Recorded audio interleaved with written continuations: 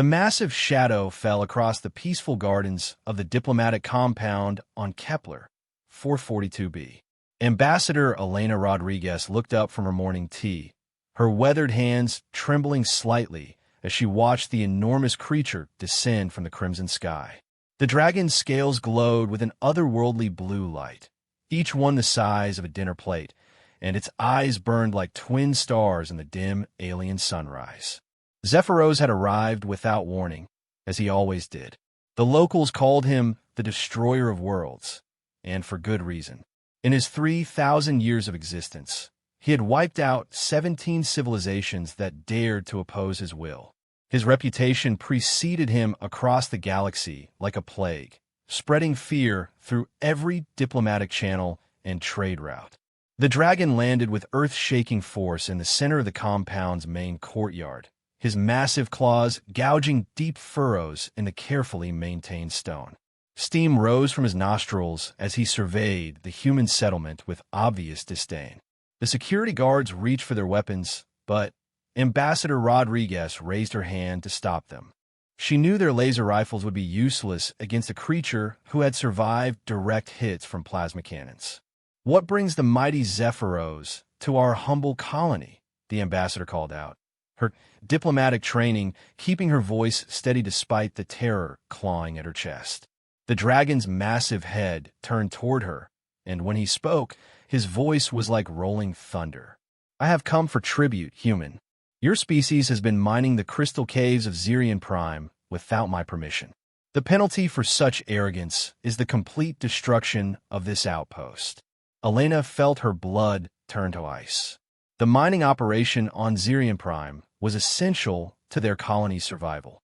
The rare crystals powered their life support systems and communication arrays. Without them, the 3,000 colonists on Kepler 442b would die within months. "Great Zephyros," she began carefully, "surely we can reach some kind of agreement. We are peaceful people, seeking only to silence." The dragon's roar shattered several windows in the nearby buildings. "I do not negotiate with insects. You have one solar day to evacuate this planet. Any who remain will burn." As Zephyros prepared to take flight again, a young voice cut through the tense air. "That's not fair." Every head turned toward the sound. Standing in the doorway of the ambassador's residence was 16-year-old Maya Rodriguez, Elena's daughter. She wore her school uniform, her long black hair tied back in a neat braid, and her dark eyes blazed with righteous indignation. "Maya, get inside immediately," Elena hissed, but her daughter stepped forward instead. "You can't just destroy our home because you feel like it," Maya continued, her young voice clear and unwavering. "These people have families, children, dreams. They've worked hard to build something beautiful here." Zephyros stared at the human child with something approaching curiosity. In all his centuries of conquest, no one had ever spoken to him with such fearless conviction. Most beings either cowered in terror or begged for mercy. This small human did neither. "What is your name?" "Young one," the dragon rumbled. "Maya Rodriguez. My mother is the ambassador, but I speak for myself." "Maya!" Elena started forward, but Zephyros' tail blocked her path. "And what gives you the right to speak to me as an equal, Maya Rodriguez?" The girl straightened her shoulders. "Because we're both intelligent beings capable of reason. Because destroying things just because you can doesn't make you powerful. It makes you lonely." A strange sound escaped from the dragon's throat, almost like laughter. "Lonely? You think the mighty Zephyros is lonely? I think anyone who spends their time destroying instead of creating must be very lonely indeed," Maya replied without hesitation. The dragon was silent for a long moment, his ancient eyes studying this unprecedented human child. Finally, he spoke again. "You have one day to present me with a reason why I should spare your colony. But know this, I am not moved by tears or pleas for mercy. If you wish to save your people, you must offer me something more valuable than the satisfaction of watching your world burn." With that, Zephyros launched himself into the air, his massive wings creating hurricane-force winds that knocked everyone to the ground. As he disappeared into the alien sky, His voice echoed back to them. Do not disappoint me, Maya Rodriguez. I would hate to burn someone with such an interesting perspective. Elena rushed to her daughter's side, her face pale with terror and anger. Maya, what have you done? Do you have any idea what kind of creature you just challenged? But Maya was already walking back toward the house, her mind racing with possibilities. I know exactly what he is, Mom. The question is, does he know what he could be? Over the next several hours, the colony fell into chaos. Emergency evacuation protocols were activated, and transport ships began arriving from nearby systems. Families packed their most precious belongings while children cried and asked questions their parents couldn't answer. Maya watched it all from her bedroom window, but her mind was elsewhere. She thought about the look in Zephyro's eyes when she'd called him lonely, surprise, perhaps even recognition. This wasn't just about mining rights or territorial disputes. This was about a creature who had spent millennia defining himself through destruction and maybe, just maybe, was tired of being the monster everyone expected him to be. She spent the day researching everything she could find about Zephyros in the colony's databases. What she discovered painted a picture of incredible complexity. Yes, he was ruthless and destructive, but he was also one of the oldest living beings in the galaxy. He had witnessed the rise and fall of countless civilizations, seen species evolve from primitive hunter-gatherers to spacefaring peoples only to destroy themselves through war and greed. The more she read, the more convinced Maya became that Zephyros wasn't evil. He was exhausted. Exhausted by the endless cycle of violence and betrayal he'd witnessed. He had learned to strike first because, in his experience, peaceful species eventually turn violent anyway. As the sun set on their deadline day, Maya made a decision that would change both their lives forever. Instead of fleeing with the evacuation ships, she walked alone to the center of the courtyard where Zephyros had first landed. She carried no weapons, no offerings, no desperate pleas for mercy. She carried only a simple camp chair and a thermos of hot chocolate. When the dragon arrived at the appointed time, his massive form blocking out the stars, he found Maya sitting calmly in her chair, sipping from a steaming cup. Where is everyone else? Zephyros demanded, his voice echoing off the empty buildings. Gone, Maya replied simply. They evacuated as you commanded. And yet you remain. Are you so eager to die, young human? Maya set down her cup and looked up at the enormous creature looming over her. I'm not here to die, Zephyros. I'm here to talk. Talk. The dragon's laugh was like an earthquake. What could you possibly have to say that would interest me? I want to tell you about my grandmother, Maya said quietly. She was a lot like you, actually. Angry, powerful, convinced that the world was full of enemies who would hurt her if she let them get too close. Zephyros fell silent, intrigued despite himself. She lived alone in a big house, and every time someone tried to be kind to her, she'd find a way to drive them away. She told herself it was because they were weak or stupid or trying to use her. But the truth was she was scared. I'm not scared of anything, Zephyros growled, but his voice lacked its earlier conviction. Maybe not scared of dying, Maya agreed, but scared of living. Scared of letting people matter to you, because then losing them would hurt. So instead, you hurt them first, or you drive them away, or you convince yourself they were never worth caring about anyway. The dragon stared at her for a long moment. Your grandmother sounds like a wise woman. She was also miserable, Maya said softly, right up until the day she died, alone and bitter and convinced that the world had failed her instead of the other way around. The words hung in the air between them like a challenge. Finally, Zephyros lowered his massive head until he was eye level with the human girl. And what exactly are you proposing, Maya Rodriguez? Maya stood up, meeting his ancient gaze without flinching. I'm proposing that you stop being the villain in everyone else's story and start being the hero in your own. Zephyros pulled back as if Maya had struck him. The suggestion was so absurd, so impossible, that for a moment he couldn't even respond. Heroes were for fairy tales and propaganda broadcasts. Heroes were what parents told their children they could grow up to be before the universe taught them that only the strong survived. "You speak of things you do not understand, child," he said finally, his voice carrying the weight of centuries. "I have seen what becomes of heroes. They die young and are forgotten quickly." Maya picked up her chair and moved it closer to where the dragon lay. "Is that what happened to you? Were you a hero once?" The question cut deeper than any weapon Zephyros had ever faced. Images flashed through his ancient memory. A younger version of himself, scales bright with hope instead of cynicism, trying to protect a small planet from raiders. The grateful faces of the people he'd saved, the statue they'd erected in his honor, and then the betrayal. The discovery that those same grateful people had been secretly developing weapons designed specifically to kill dragons. The poison they'd slipped into his food during the celebration feast. The way they'd laughed as he lay writhing in agony, explaining how they'd never intended to share their world with a creature like him. "I was foolish once," Zephyros admitted. "I believed that gratitude and kindness were genuine. I learned otherwise. So you decided that if people were going to see you as a monster anyway, you might as well be one." Her insight was unsettling. It was practical. Maya was quiet for several minutes, just sitting in her small chair next to the massive dragon. The silence stretched between them, but it wasn't uncomfortable. It was the kind of silence that fell between two beings who were beginning to understand each other. "You know what I think?" Maya said eventually. "I think you're tired." "I am 3,000 years old. Of course I am tired. No, not physically tired. Soul tired. Heart tired. Tired of being angry all the time.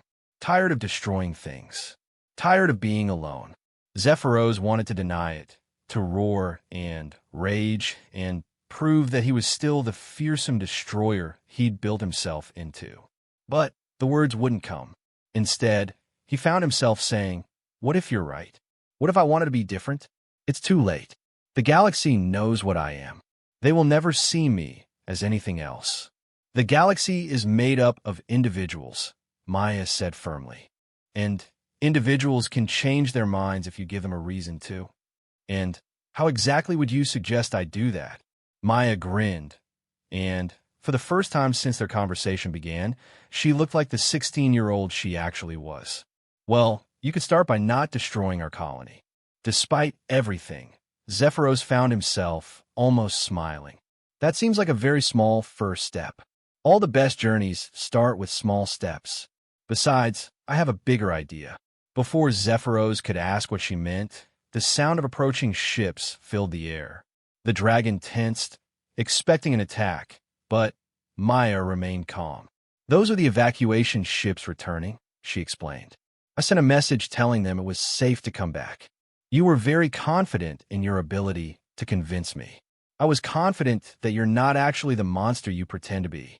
The first ship to land carried Ambassador Rodriguez and the colony's security chief. Elena burst from the transport before it had fully touched down, her face a mixture of relief and fury. "Maya Rodriguez, you are grounded until you're 30, she shouted, running toward her daughter. She stopped short when she saw her child sitting calmly next to the galaxy's most feared predator. "It's okay, Mom," Maya called out. "We've been having a nice conversation." A conversación era repetidamente. More ships were landing now, and colonists were emerging cautiously, staying close to their transports, but clearly curious about what was happening. Children peeked out from behind their parents, pointing at the enormous dragon who was, for the first time in living memory, not actively threatening anyone. "Tell them about your idea," Zephyros said quietly to Maya. Maya stood up and walked to the center of the courtyard where everyone could see her. Her mother started to protest, but Zephyros' tail gently blocked her path, not threatening, but clearly indicating that the dragon wanted to hear what the girl had to say. "Everyone," Maya called out, her voice carrying clearly in the still air. "I want you to meet my friend Zephyros." The murmur that rippled through the crowd was part fear, part confusion, and part disbelief. Friend was not a word anyone had ever associated with the Destroyer of Worlds. "I know you're scared," Maya continued. You have every right to be. But I think maybe it's time we tried something different. Instead of running away from problems or fighting them, maybe we could try solving them together. What are you proposing? Called out Dr. Chun, the colony's lead scientist. Maya looked back at Zephyros, who nodded encouragingly. The mining operation on Zirian Prime that started this whole conflict? It's depleting the planet's crystal cores faster than they can regenerate. Within 10 years, Zirian Prime will be a dead rock, and we'll have to find new sources anyway. She paused, letting that sink in. But what if instead of mining the crystals, we could learn to grow them? What if instead of taking from planets, we could give back to them? Dr. Chin's eyebrows shot up. Crystal cultivation is theoretical at best. We don't have the technology, no, Maya interrupted, but Zephyros does. All eyes turned to the dragon, who shifted uncomfortably under the sudden attention. I have observed many civilizations, he said slowly. Some developed quite advanced biotechnology before they ended. Before you ended them, someone in the crowd said accusingly. Zephyros' eyes flashed, and Maya quickly stepped between him and the crowd. Before they ended themselves, she corrected firmly. Through war, pollution, or simple short-sightedness. Zephyros has 3,000 years of accumulated knowledge about technologies that could help us build sustainable colonies instead of extractive ones. And why would he share that knowledge with us? Asked Captain Torres, the security chief. It was Zephyros who answered. Because, he said slowly, as if testing the words, I am tired of watching civilizations destroy themselves. Perhaps it is time to see if one could actually succeed. The crowd fell silent. The idea was revolutionary and dangerous. Trusting a creature who had destroyed 17 civilizations was madness. But then, again, so was continuing the cycle of extraction and depletion that had already begun to show its limits. There would have to be conditions, Ambassador Rodriguez said carefully, her diplomatic instincts taking over. Safeguards. Some kind of framework for cooperation. Of course, Maya agreed. This wouldn't be about blind trust. It would be about building something new together, step by step. Over the next several hours, an impossible thing happened. The colonists and the dragon began to talk. Not negotiate, not posture, but actually talk about possibilities. Dr. Chun found herself in animated discussion with Zephyros about biocrystalline growth matrices. The colony's engineers were fascinated by descriptions of self-sustaining energy systems. Even Captain Torres, the most skeptical of the group, was grudgingly interested in defensive technologies that didn't require constant resource extraction. As the conversations continued, Maya noticed something remarkable happening. The fear in people's voices was gradually being replaced by curiosity. Zephyros, meanwhile, was becoming more animated as he described technologies and techniques he'd witnessed. For the first time in centuries, he was using his vast knowledge to create rather than destroy. Late that night, after most of the colonists had returned to their homes, Maya found herself alone with Zephyros again. The dragon had taken up residence in the courtyard, his massive bulk coiled in a way that somehow seemed protective rather than threatening. You realize what you've started, he said quietly. If word of this spreads, there will be those who see our cooperation as a threat. Other dragons, certainly. Military forces who have built their careers on opposing me. Maya nodded. I know. Are you scared? Zephyros considered the question seriously. Terrified, he admitted. It has been a long time since I cared about the outcome of anything. Caring makes one vulnerable. It also makes life worth living. Your grandmother, did she ever overcome her fear? Maya smiled sadly. No, she died alone and bitter, just like I said. But she did teach me something valuable, even if she didn't mean to. She taught me that being strong doesn't mean being isolated. Real strength comes from connection, from building something bigger than yourself. And you believe an ancient dragon and a human colony can build something bigger than themselves? I believe you, and I already have, Maya said simply. Today, instead of destruction and evacuation, we created the possibility of something new. That's not nothing, Zephyros. That's everything. The dragon was quiet for a long time, watching the stars wheel overhead.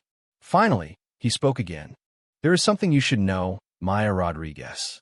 Tomorrow, ships will arrive. Not evacuation transports, but warships.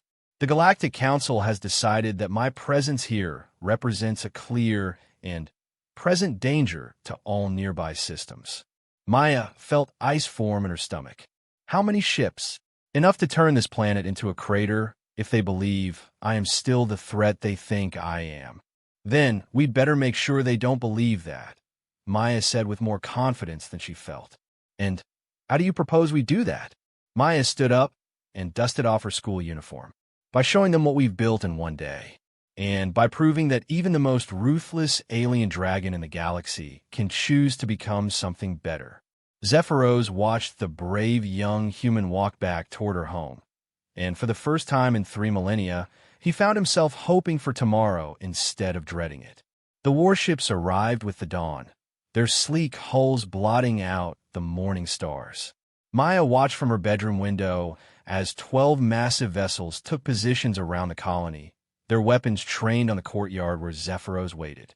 The dragon hadn't moved since their conversation the night before, but Maya could see the tension in his massive frame. Admiral Kovacs' voice crackled through the colony's communication system, cold and professional. This is Admiral Kovac of the Galactic Defense Force. By order of the Council, this system is under quarantine. The entity known as Zephyros will surrender for transport to the Titan Maximum Security Installation, where this colony will be sterilized to prevent further contamination. Maya was already pulling on her clothes when her mother burst into her room. Maya, you need to get to the evacuation shelter immediately. The Admiral has given us 10 minutes to— Mom, we can't let them take him, Maya interrupted, racing toward the door. Maya, stop. Elena grabbed her daughter's arm. This isn't like yesterday. These people aren't here to negotiate. They have orders to kill Zephyros and anyone who gets in their way. Then, we need to change their orders. Before Elena could stop her, Maya was running through the corridors of their residence, heading for the main courtyard. Behind her, she could hear her mother shouting for security, but Maya was faster. She burst through the main doors just as a squadron of heavily armed soldiers was descending from the lead ship. Zephyros lifted his massive head as Maya approached. You should not be here, young one. This is not your fight. Yes, it is, Maya said firmly, positioning herself between the dragon and the approaching soldiers. You're my friend. That makes it my fight. The soldiers stopped about 20 meters away, their weapons raised but not yet firing. Their leader, a stern woman with captain's insignia, spoke into her comm unit. Admiral, we have a civilian in the line of fire. Requesting permission to remove the civilian, came Admiral Kovac's crisp reply. Lethal force is authorized. The captain hesitated. Maya could see the conflict in her eyes. She was a soldier following orders, but she was also looking at an unarmed teenage girl. Captain Morrison, Maya called out, reading the name tag on the woman's uniform. I'm Maya Rodriguez, daughter of Ambassador Rodriguez. I request the right to address Admiral Kovac directly under Colonial Treaty Article 7. Captain Morrison's eyes widened slightly. Article 7 was an ancient provision that granted colonial citizens the right to petition military authorities before any action that would result in civilian casualties. It was rarely invoked and often ignored, but technically it was still part of galactic law. Admiral, Morrison said into her comm, the civilian is invoking Article 7. A long pause. Then, fine. Transport her to the flagship. But if she's not on board in 60 seconds, we commence the bombardment. 2 soldiers moved forward to escort Maya, but she held up her hand. Article 7 allows me to bring a representative of my choosing. She looked directly at Zephyros. I choose him. Absolutely not, came Admiral Kovac's voice. The entity will not be permitted aboard any council vessel. Then, I invoke my right to address the Admiral via open channel, transmitted simultaneously to all council member worlds, Maya said quickly. She'd spent the night researching every legal loophole she could find, and this was her best shot. Article 7 Subsection C. Another long pause. Maya could practically hear the Admiral's teeth grinding. An open transmission to all member worlds would mean that every government, every news organization, and every citizen in the galaxy would witness whatever happened next. If Kovac wanted to avoid a public relations disaster, he had to play by the rules. Fine, came the reluctant reply. Open channel established. You have 5 minutes. Maya took a deep breath. Around her, she could see the colonists emerging from their shelters, drawn by curiosity despite the danger. Behind her, she felt Zephyros shift his massive bulk, moving protectively closer. Citizens of the galaxy, Maya began, her young voice carrying clearly through the transmission system. My name is Maya Rodriguez, and I want to tell you about my friend. She gestured toward Zephyros. This is Zephyros. You know him as the destroyer of worlds, the scourge of the Outer Rim, the monster in your worst nightmares. And yes, he has done terrible things. He has destroyed civilizations, ended countless lives, spread fear across the stars. Murmurs of confusion rippled through the crowd. This wasn't the speech anyone had expected. But I want you to ask yourself something, Maya continued. In all those stories about Zephyros, did anyone ever ask him why? Did anyone ever wonder what 3,000 years of watching civilizations rise and fall might do to a being? Did anyone ever consider that maybe, just maybe, he was trying to prevent something worse? She looked directly at the nearest camera drone, knowing that her words were being broadcast to billions of beings across the galaxy. Yesterday, Zephyros came here to destroy our colony. We had violated his territory, taken resources without permission. By every law of conquest, he had the right to eliminate us. But instead of destruction, we offered him something different. We offered him conversation. We offered him the chance to be more than the sum of his worst moments. Admiral Kovac's voice cut through the transmission. Miss Rodriguez, this is touching, but we have our orders. The entity is too dangerous to— Admiral, Maya interrupted. With respect, when was the last time your orders resulted in actual peace? When was the last time the Galactic Defense Force actually defended anything instead of just retaliating against threats? The question hung in the air, broadcast to every corner of the galaxy. Maya pressed on. Zephyros told me something yesterday. He said he's tired of watching civilizations destroy themselves. For 3,000 years, he's seen species evolve, build amazing things, reach for the stars, and then collapse under the weight of their own greed, fear, and short-sightedness. She gestured toward the colony around them. But what if it didn't have to be that way? What if instead of destroying failed civilizations, we could learn from them? What if we could build something sustainable, something that lasts? Dr. Chen stepped forward from the crowd, her face pale but determined. Admiral, if I may, in the last 18 hours, Zephyros has shared technological insights that could revolutionize our approach to resource management. We're talking about ending scarcity, creating truly sustainable colonies. Lies, Admiral Kovac snapped. The entity is manipulating you. Then test us, Maya said boldly. Give us 1 year. 1 year to prove that cooperation is possible. If we fail, if Zephyros reverts to his old ways, then you can do what you came here to do. And if we refuse— Maya looked up at Zephyros, who nodded almost imperceptibly. Then you'll have to explain to the galaxy why you chose to destroy the first real chance for peace in over a century. For a long moment, the only sound was the hum of the warship's engines. Then a new voice cut through the transmission, older, more measured than Admiral Kovac's. This is Counselor Thresh of the Andorian Republic. Admiral, stand down your weapons. Counselor, with respect, the entity poses a clear— The entity, Counselor Thresh interrupted, has not committed a hostile act in over 60 hours. That is the longest period of peace in his recorded history. I think the young lady deserves a chance to prove her point. Other voices began joining the transmission. Counselors, planetary governors, even military leaders from across the galaxy. The debate was fierce, but Maya could sense the tide turning. The idea of breaking the cycle, of trying something new, was taking hold. Finally, after nearly an hour of argument, the council reached a decision. Maya would have her year, but with conditions. Zephyros will be monitored constantly. The colony would be subject to regular inspections. Any sign of aggressive behavior would result in immediate termination.